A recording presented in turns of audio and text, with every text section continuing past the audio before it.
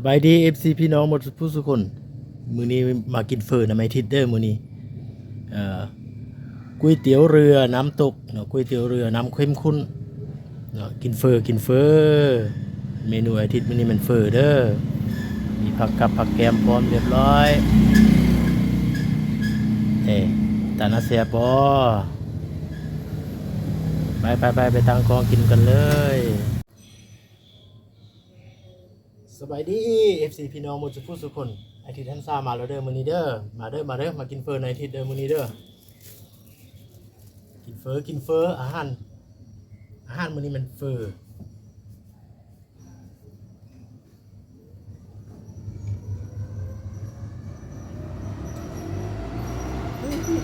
ก๋วยเตี๋ยวเรือน้ำเข้มข้นเลยมื้อนี้สุดยอดเฟอมื้อนี้เบิ่งกันนะลูกชิ้นนี่น่ะปลื้มเลยลูกชิ้นนี่สุดยอดน้ำเข้มข้นเลยมื้อนี้สีมันก็เนาะแล้วยังปรุงนี่ผักกับยอดเลยผักกับถ้วยจัมโบ้เลยจัมโบ้สุดยอดจักอย่างนิดนึงเนาะเติมน้ำซีอิ๊วเข้าไป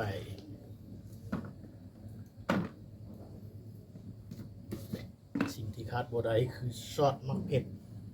เกี่ยวมะเผ็ดเกี่ยวใส่หลายๆเลยช่ำสุดยอดมักน้อยสน้อยมักหลายสลายเติมน้ำตาลนิดหน่อยน้ำตาล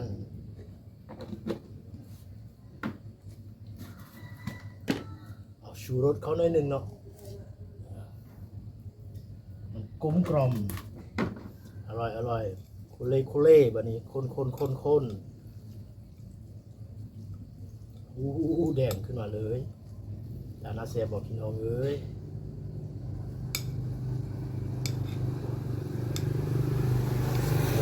น้องมันยอดเลยแกเมาค้างเด้อน้ำแดงเข้ามาแล้วแบบนี้จุดมะนาวสักหน่อยนึงไอที่กูหมักส้มปั่นเด้อเนาะนี่อันนี้ก็ถั่วงอกสตืมอันนี้หัวโบราพาผักกาดกรอบนี่ลืมกะปิสักแบบนี้เนาะเอากะปิก่อนกะปิมาแล้วปะเนี่ยกะปิมาแล้วเอามาลงมือ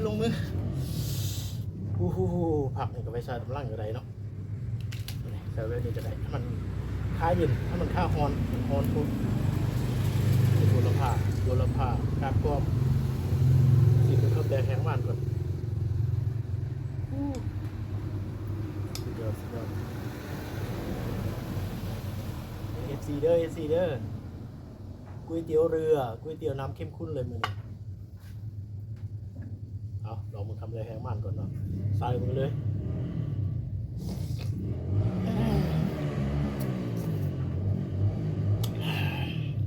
ช้อน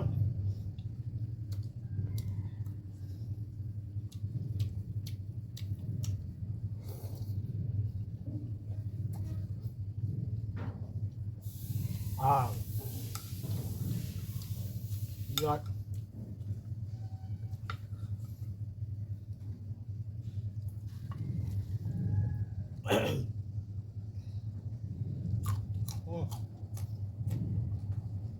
ลูกโดดก็มีมากมายลูกโดด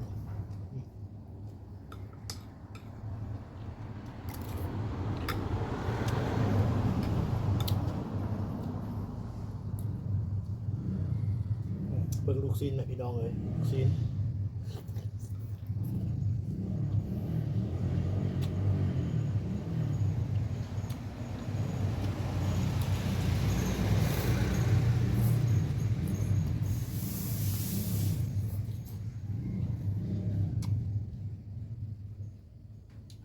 บริกินด้นแล้วเนาะแซ่บเหมือนเดิมบริกินด้นเนาะ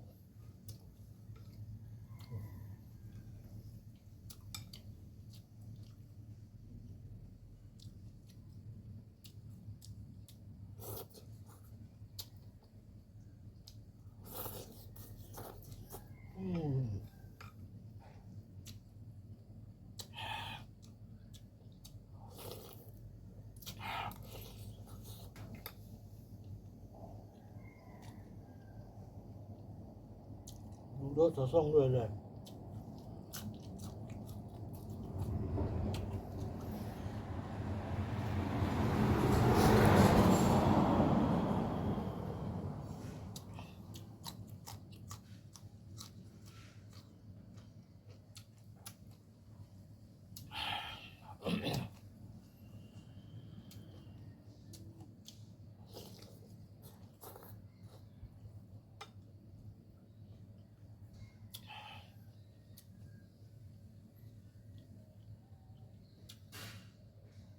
ลูกชิ้นยาพิลึก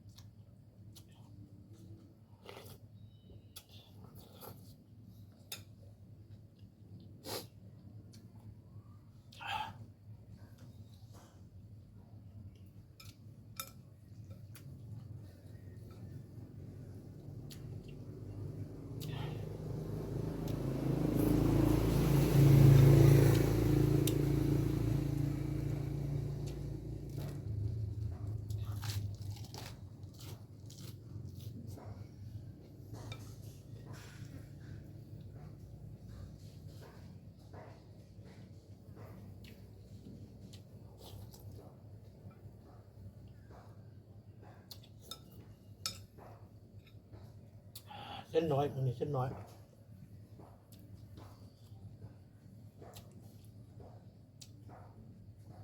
ดูโดดกับกะปิ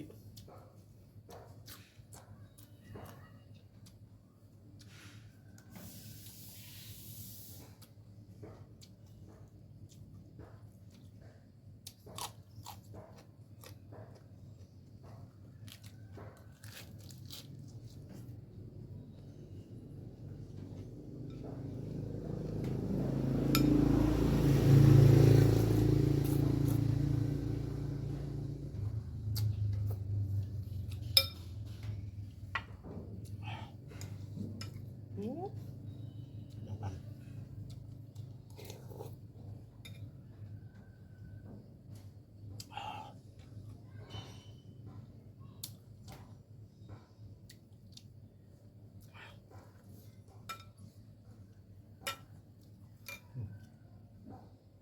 ลูกชิ้นใหญ่ไปลึกเลย ลูกหนึ่งมาพาซี่ลูกชิ้นหมู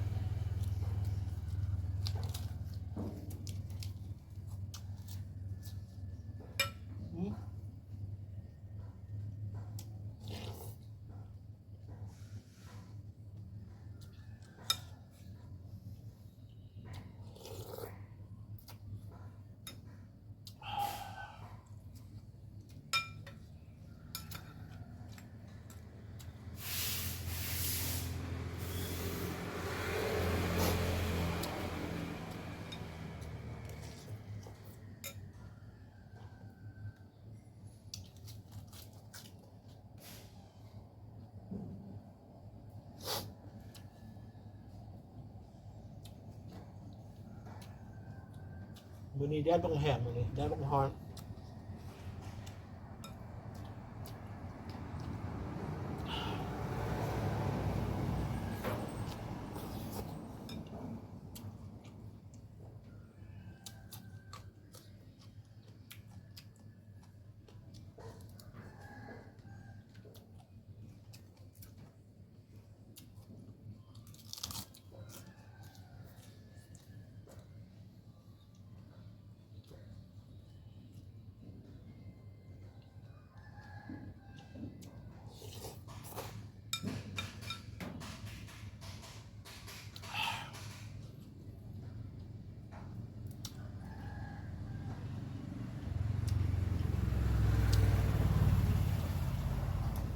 โอ้ตัวยาวเลย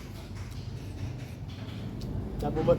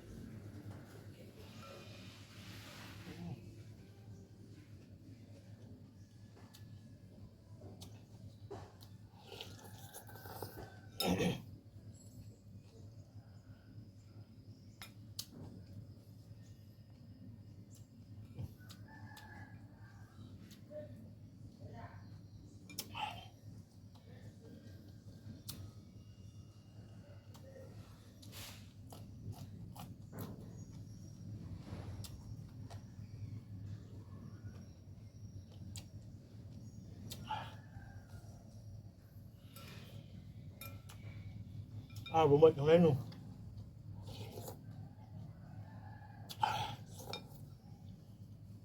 เผ็ดฮอน